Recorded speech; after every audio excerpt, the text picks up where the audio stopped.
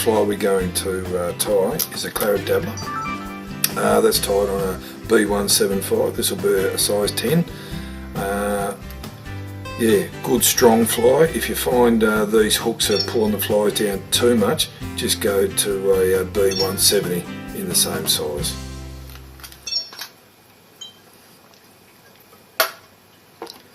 Yeah, the Claret Dabbler would have to be probably one of my most favourite flies. Good all-rounder, good search pattern for everything, mainly when the dries are up of course, but they will take them when they're not up as well. Now the tail we're going to use is just a couple of fibres of pheasant tail, and we'll put them into hook length, just a bit over hook length. I normally do it. Tie them hard in.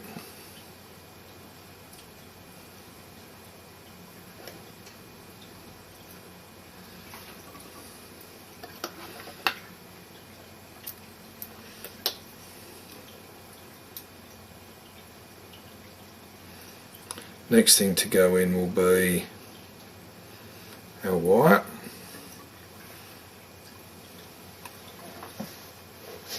And that'll be the same ultra wire in a red. You can use pretty much any wire that you want to. That's the one I use. I'll probably go up a little bit heavier gauge on the dabbler just to lock him down a bit tighter.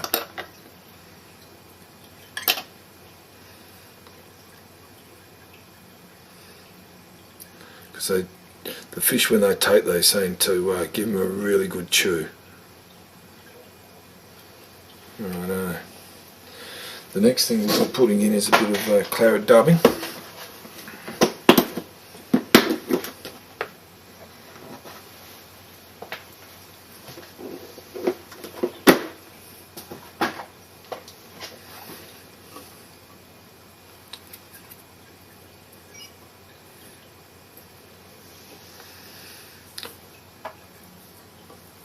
With the dubbing, just slightly taper the body if you can. These were designed to represent mayflies, so the same body as a mayfly.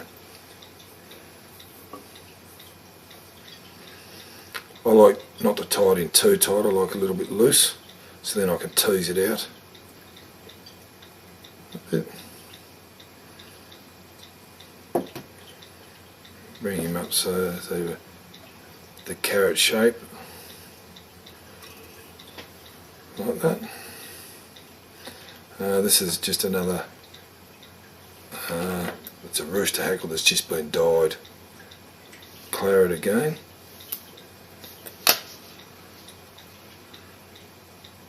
Very long barbs on this one, but I don't mind the long barbs on the Claret Dabbler, just to give that bit more of a sheen through the water when it's shining. We just wind that one down, a couple of turns on there at his head, and wind him back through.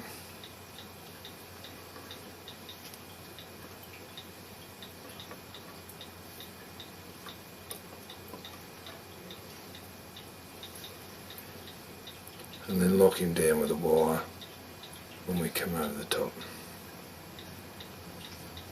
Just keep that wire going through. Another reason why I use a little bit heavier wire here is to get a good bit of red colour coming through that claret. Keep them turns as even as you can.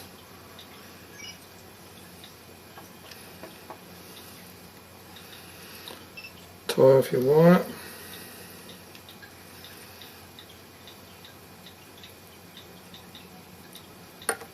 Cut the tail off that feather.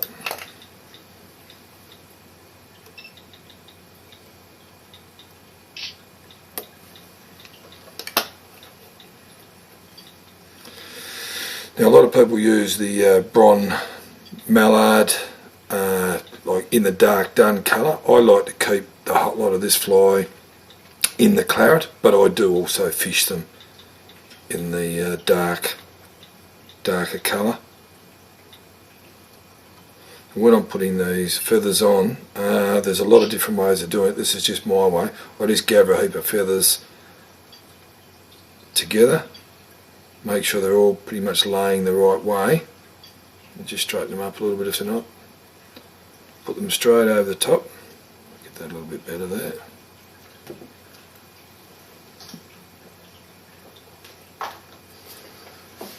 Straight over the top and push them through like so.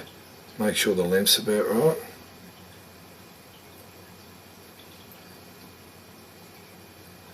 Once the length's about right, I'll pinch them with this hand.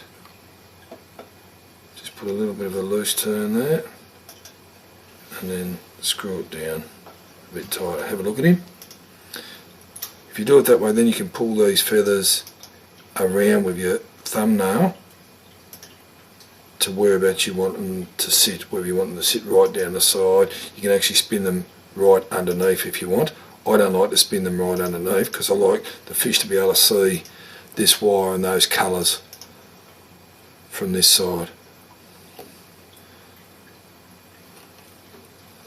And all we do, cut off that excess.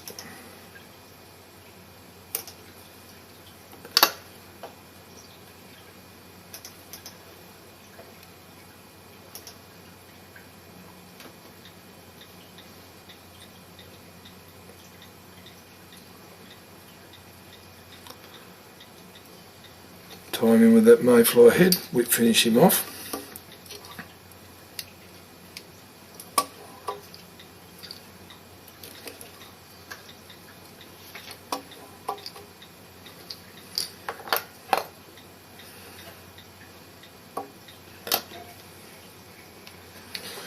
We'll just put a bit of brown permanent mark on that head just to darken him a bit of a dun darky colour.